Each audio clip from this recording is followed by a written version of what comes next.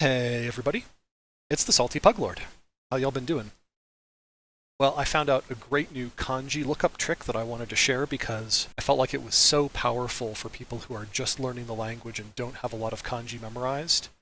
And the traditional way for complicated kanji can be very difficult. This method delivered me results on something I thought I was never going to be able to read. And so I wanted to share it in hopes that other people who are learning Japanese or trying to translate Japanese could get some use out of it. So we've got this cartoon here. You can see, well, maybe you can't see because the cartoon author's handwriting is so atrocious.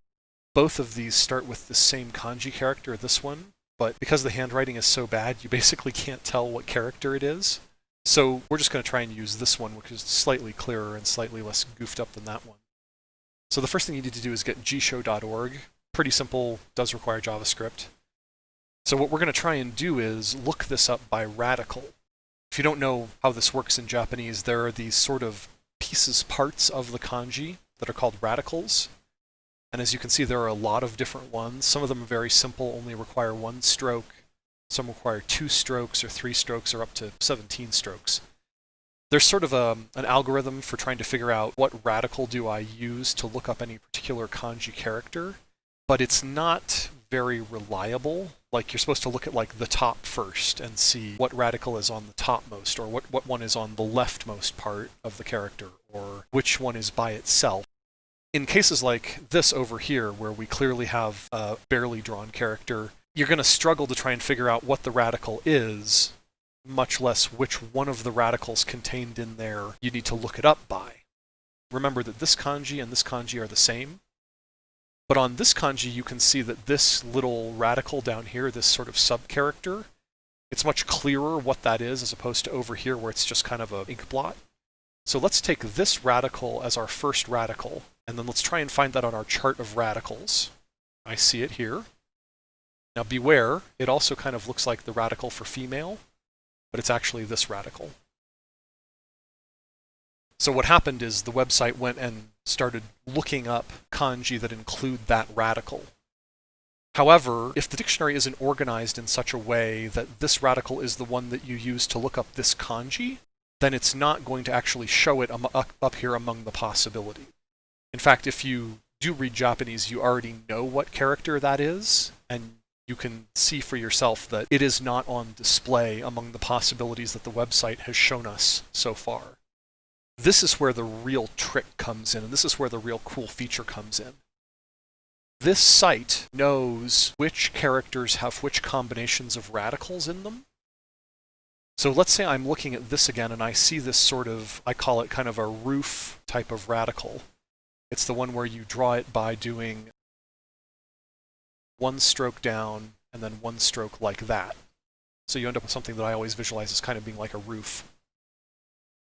That is a 2-stroke radical, so we look under the 2-stroke radicals here, and here it is. You can see it right there.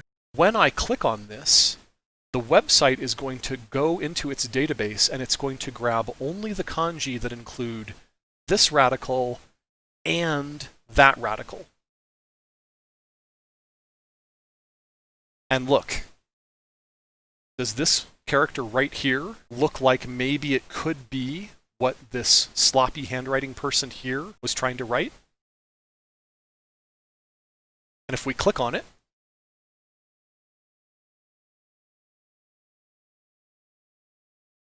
oh, it's I, or love. And again, if you look at this here,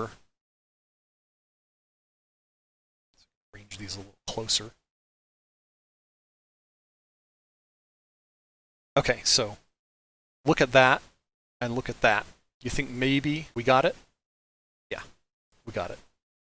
And it makes sense in context too, because what's going on in this image is this cute anime girl is performing in front of an audience, and the audience is giving her a lot of praise for her singing, which she didn't think she was very good at. Yes, I've fallen down the VTuber rabbit hole. If you watch my previous vlog, you already know that. If you haven't fallen down the VTuber rabbit hole and this is the kind of thing you like, beware. It is unbelievably addictive. The community is amazingly big-hearted, and it's going to dominate your life. So stay away if you can. In any event, I just wanted to show you guys that.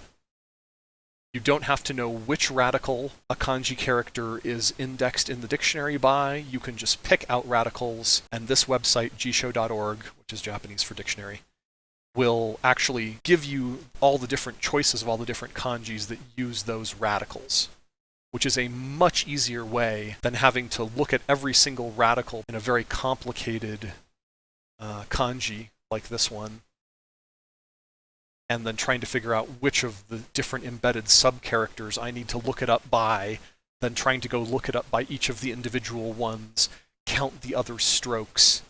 This is just much, much better and shows you what technology can do as opposed to a paper book. If you had a paper dictionary, you would have to look it up by every possible radical contained in there. So, I hope you've enjoyed that. I hope you're staying salty, my friends. And mogu mogu, motherfuckers.